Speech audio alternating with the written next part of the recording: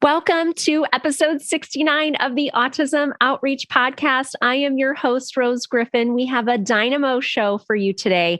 I have always wanted to connect with Theresa Richard. She is a fellow speech language pathologist. She is also a business owner, a podcaster. She does amazing things in the field, and she has two children. One of her children has special needs, and she shares with us her family's autism journey.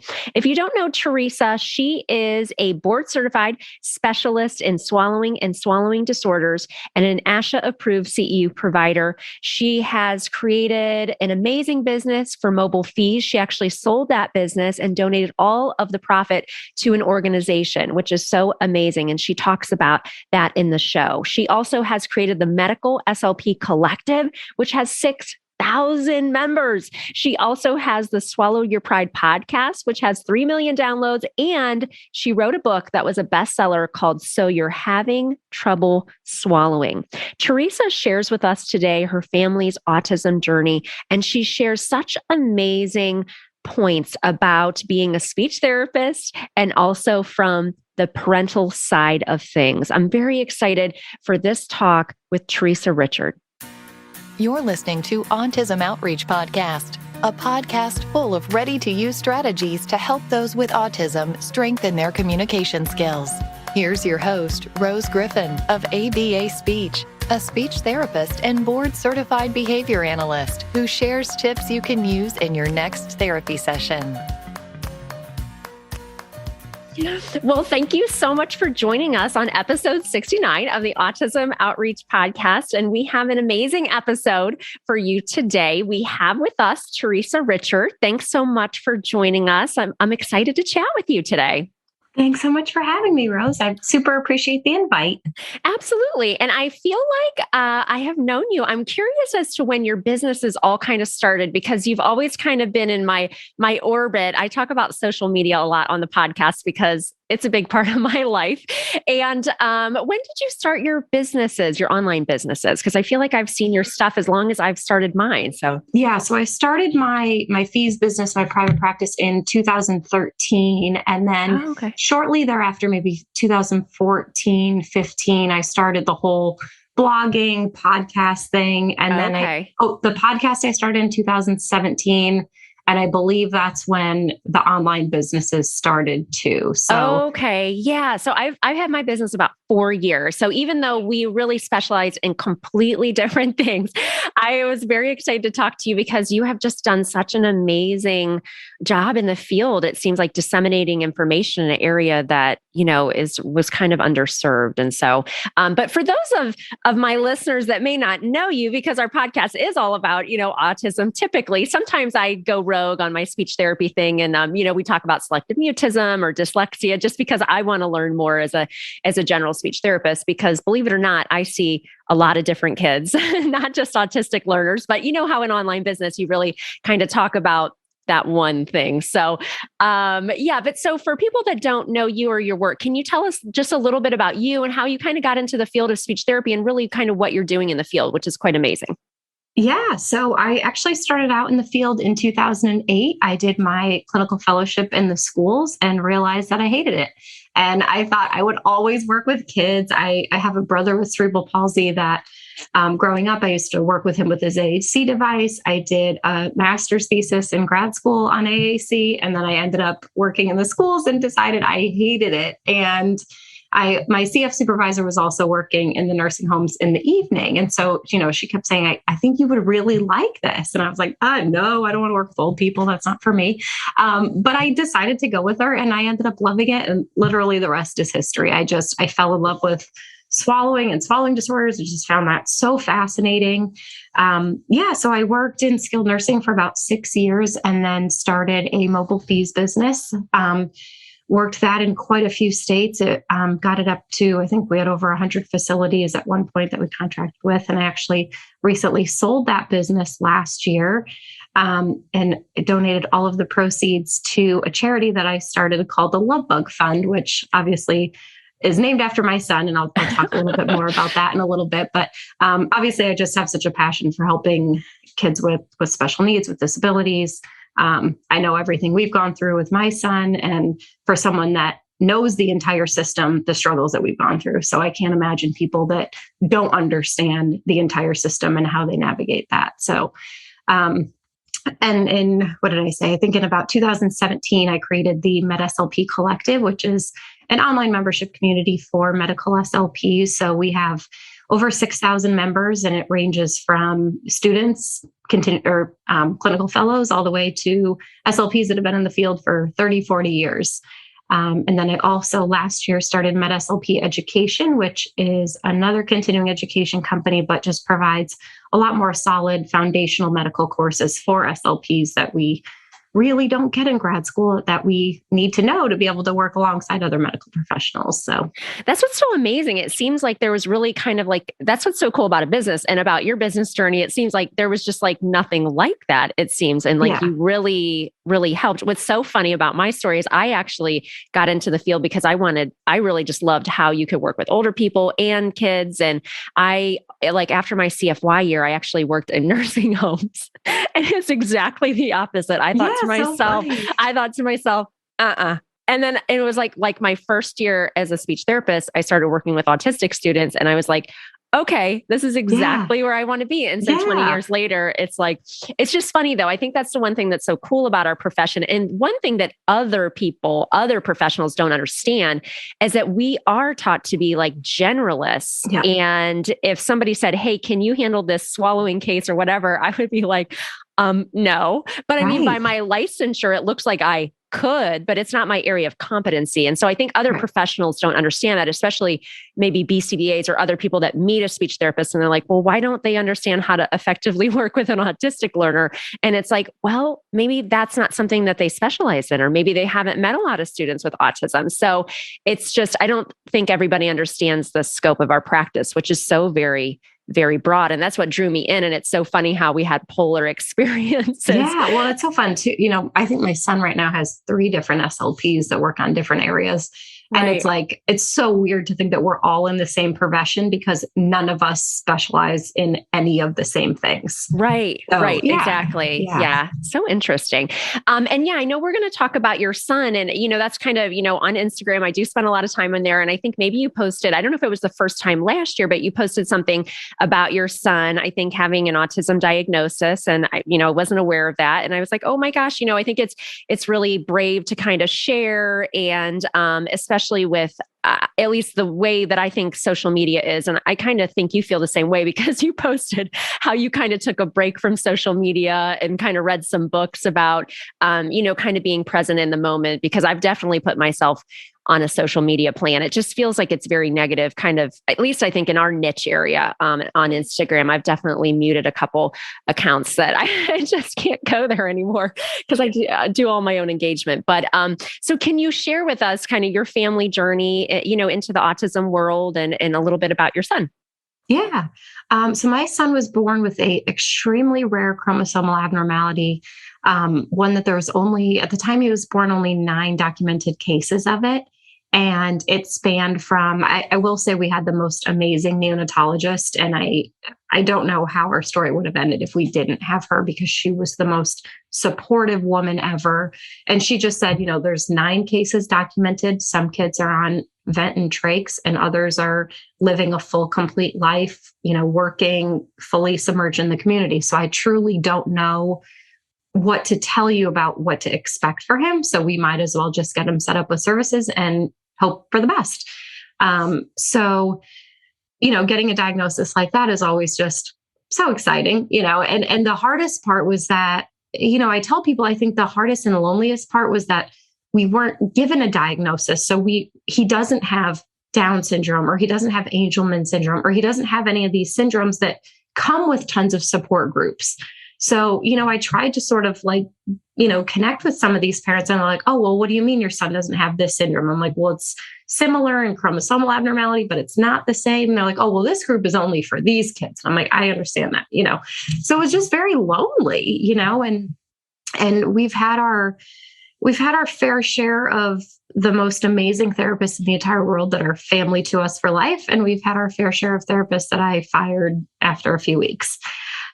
And it really just all comes down to the approach. I think, as SLPs, we have to just be so open-minded and can't assume and put our own judgments on other people's diagnoses or cultural considerations. There's so much to think of that, I just was looking for a supportive community, really. So anyways, we ended up during the pandemic, we ended up moving down to Florida because services were completely stopped in New York for my son. He went from 24 therapy sessions a week to 0. And they tried to do the teletherapy thing, and all of his therapists were like, I mean, for a kid that's nonverbal, non-ambulatory, has visual issues, has sensory issues, no, doesn't work. So we ended up moving down to Florida and got him wonderful services down here. And, obviously it was the hardest thing in the world to do, but at the same time, it was the easiest decision to make because we really didn't have a choice. So we got down here, and the way that they do things, it's so interesting to live in one state versus another state. And, I was born and raised in New York. I knew everything about that system and how it ran. And then to get to Florida, and it's a totally opposite state, the way things are run. And they each have their pros and cons in it. And if anybody has any questions, I'm happy to talk openly about it, not in a political way, in just a mother trying to get services for her child way. Because like I said, there's pros and cons to both states, the way they run things. So in Florida, they just, they're like, well, what is his diagnosis? Okay, well, it has to fall under one of these 7 categories. And I was like, well, but it doesn't. It's a rare chromosomal abnormality. And I can't remember what the categories were, but it's like cerebral palsy, which he's not ambulatory, but they didn't diagnose him with cerebral palsy because he didn't have a brain injury. So, and I can't remember what the other categories were, but we met with a psychologist, and, we had to do all these like 3 days worth of assessments for him. And, she said, okay, well, we're diagnosing him with autism. And I was like, what? Oh, wow. And I really didn't, it's not that I don't know. I just never saw my kid as a kid with autism. And I don't mean anything by that. I just, my kid is who he is with his own, issues himself. And I was like, wow. And he does have a lot of the sensory issues, obviously the communication issues.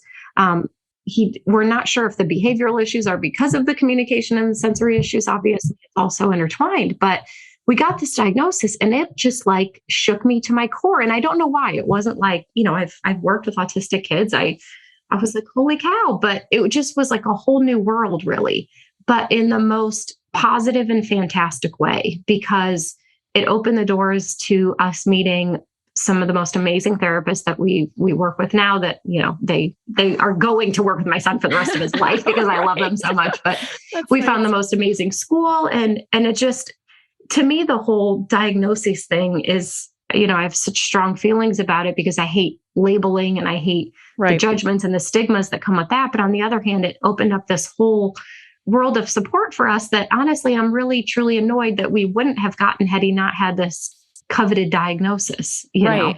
So when you guys moved, so how old was your son when you guys moved? He was 5. Okay. So he was 5. Yeah. Because did it come as a shock? Because he obviously, you knew you were on this journey with getting him support when he was younger, but autism wasn't anywhere on your radar. And then for them to come back with this, that was probably just, you probably weren't thinking about it, right? No, I wasn't. I just, I really attributed all, he's nonverbal, and we've worked with, luckily we're really starting to make some gains with AAC now, which is wonderful. But it wasn't really till we got down here that they exposed me to a lot of his sensory things. I just sort of assumed that, I don't know if it's the way he ticks. I don't know, but I didn't realize that a lot of the sensory stuff is not, considered normal or typical. So, we worked with some wonderful OTs that really opened my eyes to a lot of sensory things that once we got those regulated, helped with other areas. And so that's just such an interesting part of what we do. The whole sensory behavioral aspect is so fascinating to me because, it obviously is so intertwined with communication. Is one causing the other? Are they completely dependent on each other? Are they completely isolated from each other? Some days I don't have the answer to that, but some days I can very clearly tell, what's setting one thing off from the other. So, part of us moving down here was because he is so routined, and those 24 therapy sessions a week, he was so regimented. He loved all of his therapists. And when that was taken away from him, we saw behaviors out of him that we had never seen before.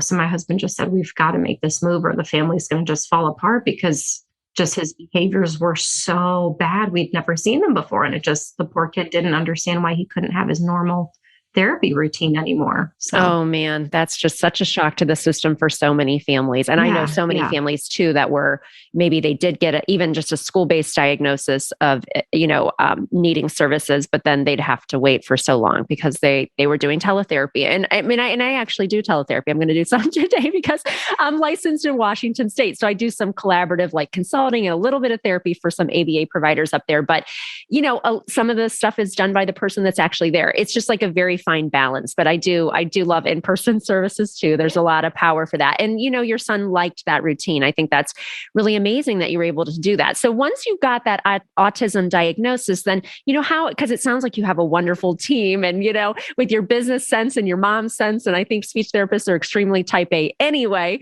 How did you put together this like amazing therapeutic team? How did you go about that? And how did that all work for your family? Oh gosh, that was probably the hardest thing we've ever done, really, and just took up so much of my time last year, but obviously worth every ounce of it. And that's one thing that, I couldn't, the public schools in the county that we live in are considered the greatest public schools in the state of Florida, considered the top schools in the country. But for some reason, for kids that needed extra support, kids with disabilities, I didn't think they had enough aides in the room. I didn't think there was enough paras. I didn't think he was happy, but I knew there was more. I knew he could do more. I knew he could get more support. I knew he needed more to be pushed because he is a lot smarter than he portrays. Right. And I just knew he wasn't being pushed to his capability. So, I got to know I joined some special needs moms groups, and I know people don't like using that term, but that's what it's called. I know.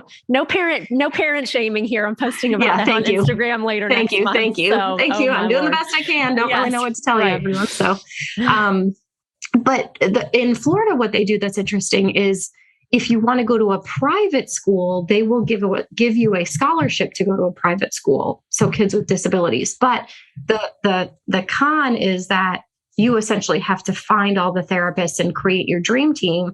The pro is that you get to find all the therapists and create your dream team. Right. So it was a lot of work, but I found this, someone had recommended this school. I went and I think I actually visited about 7 different schools, but this one school, when you just get that feeling. Yeah, right. And there was some schools that were like, oh, he uses a gait trainer because he's non-ambulatory, and oh, we can't use that, or oh, his sensory needs are too much, or oh, his vision. Every school seemed to have a different excuse as to why they couldn't support that specific need. And we found this one school, and he seems to be the happiest kid. We can make this all work. And I was like, oh my gosh. And the day that I brought him, he was awful. So for them to say that, and I was like, you're so anxious, right? You're just so anxious. Why are you acting like you are the cutest, sweetest little boy? Please, please be good for mom. But anyways, I was so happy and then he got in the car and laughed. So, I think for sure he, but of course the school was like, no, it was totally fine. We can handle that. And I was like, oh my God, what a relief. And, they just said, we just ask that you help us. We do have an SLP on staff, but if there's more specific things you want to work on, you can bring in your own. Wow. So we found an SLP that specializes in feeding that works with him there. And then we also found an SLP that works with him with AAC, and he's made so much progress with that. I'm so happy. We just ordered him a new device. So we're moving up in that world. He has a PT that we worked with offsite. We went to a private PT clinic and just found this woman that we love to pieces. She comes to his school and sees him there now. We also found an OT that specializes in sensory. She comes to the school and sees him now. So it was a lot of work to find that. And I can't say enough good things about this school because it is the epitome of a team. Working for the benefit of a child is a team. And I get, and I know you see it too. I get so frustrated when people say, this field stinks, or SLPs get treated like crap, or there's no career fulfillment, all the things. Right. I always, and I say this, in my businesses too, and with medical SLPs, I promise you there's wonderful facilities out there. I promise you. And I say that about this school. I promise you there are schools out there that really, truly have the kids, best, what word am I trying to say? that really are trying to do, best interest in mind, and are trying to really, truly do the best. And they just have such a team support, and everybody there is happy and fulfilled. So that's always my word to SLPs is if you're not happy where you are, you can leave. You're not a tree. You can find a place that really does. Well, it's amazing because I have really, before I started my business, I always divided my time between being a public school SLP and working in non-public programs. So, traditionally ABA centers, but I usually say non-public because we get a lot of kids in those different programs who have typically have behavioral barriers to accessing like a public school environment. But I've always really enjoyed working in those centers. But what's amazing about the school that you're talking about is that they are having these outside people come in to provide services for your son. That really is very unique.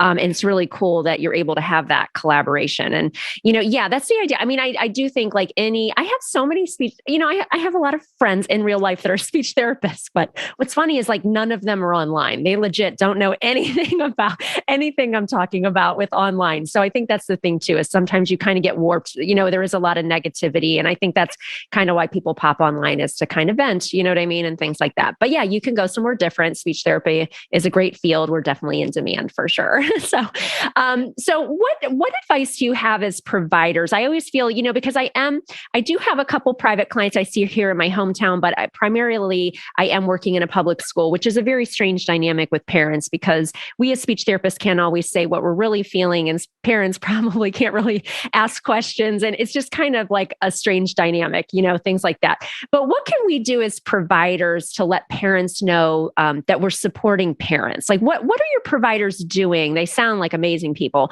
What are they doing to help you feel supported as a parent on this journey and raising your child? I think there's a lot of communication, but there's a lot of open-ended, non-judgmental communication. And I think that's so important. And I've talked about that a lot. I've done a lot of continuing ed courses lately, really just talking about like the evidence-based practice model. And everybody's heard of that. But like, are you really truly considering the patient or the client aspect of that, third leg of the evidence-based practice triad?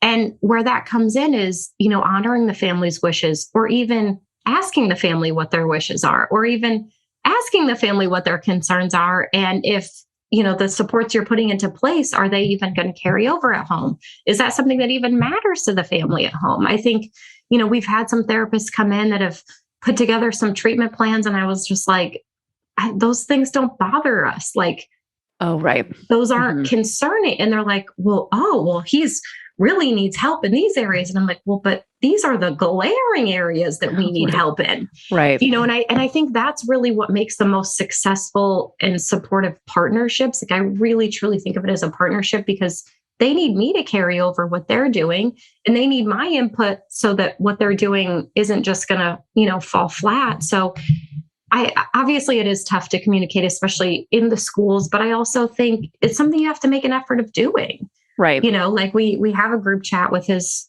therapist, and it's just, hey, he's off his game today. He's not feeling the best. Okay, we're going to back off. Or how do you feel about, putting this into place? Or is this something that matters to you guys at home?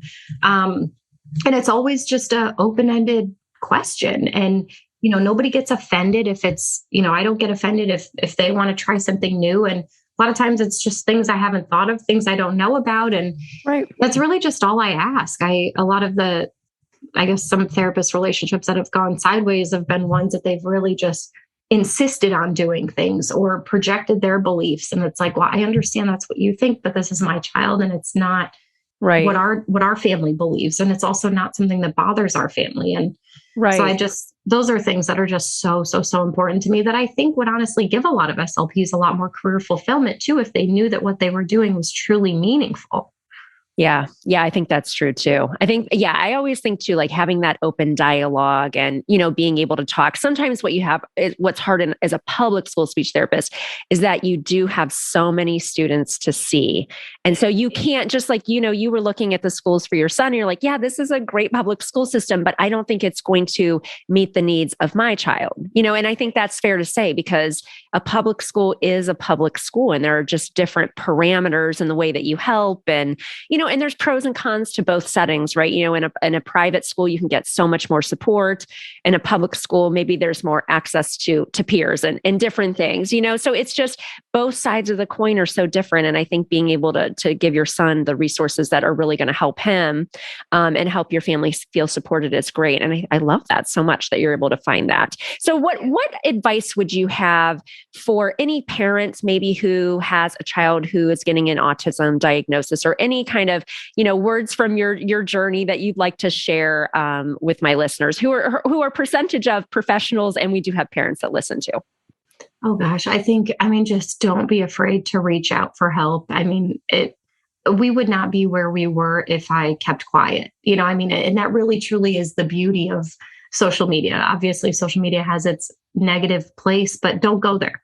It's as easy as that. Don't go there. I'm such a protector of my own energy, and I'm so mindful of managing my own energy. And if I get in a negative place, it puts my kids in a negative place. So I don't go to those groups, and I go to places that are supportive and are going to help me get answers. And you're going to try things, and it really.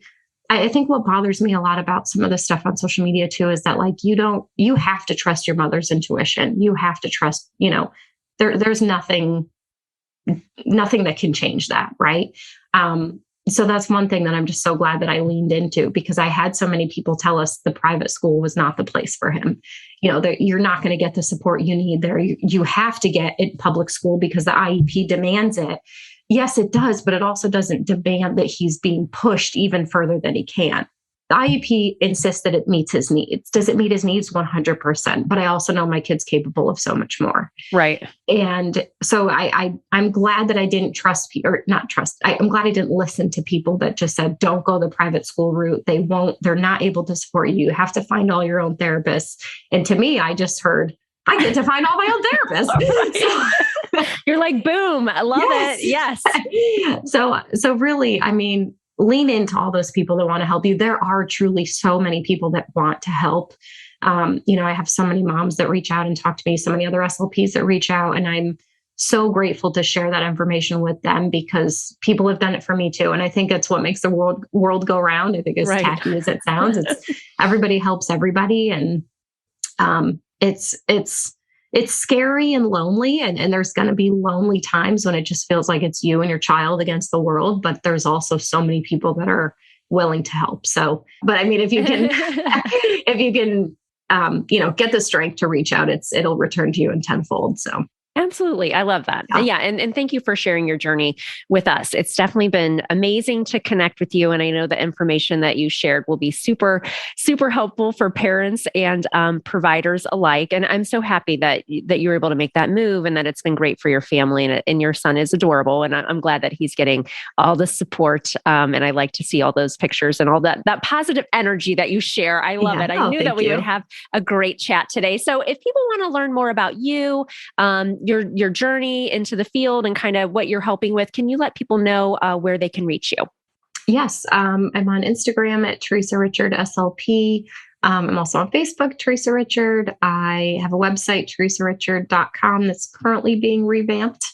And I actually also wrote a book last year too, called So You're Having Trouble Swallowing. It was an Amazon and Barnes & Noble bestseller, which was a total shock to me. But I wrote that for patients that are looking for help, but I also wrote it sort of through the lens of everything we've gone through with my son too. And, really, patients and clients and their families are so much smarter than I think we give them credit for sometimes. And if you're not going to find them the answers, they're going to find them themselves. They're going to look on the internet. They're going to join Facebook groups and find the answers. So I think it's really helped to push us as a profession to be better and consider all aspects of evidence-based practice. And of course, evidence is so important, but so is your experience, and so is honoring the patient's wishes. So I do talk a lot about that in my book that I wrote as well. So. Amazing. Awesome. Well, it was great to meet you, and thanks so much for coming on. You as well. Appreciate you. Thanks for listening to Autism Outreach. If you enjoyed the show today, make sure to subscribe so you don't miss an episode full of actionable strategies you can use in your therapy room. Write a review too. That would mean so much to me. I always love hearing from you. Have a specific topic that you want included on a future show? Reach out over on Instagram, ABA Speech by Rose, or visit me at www.abaspeech.org.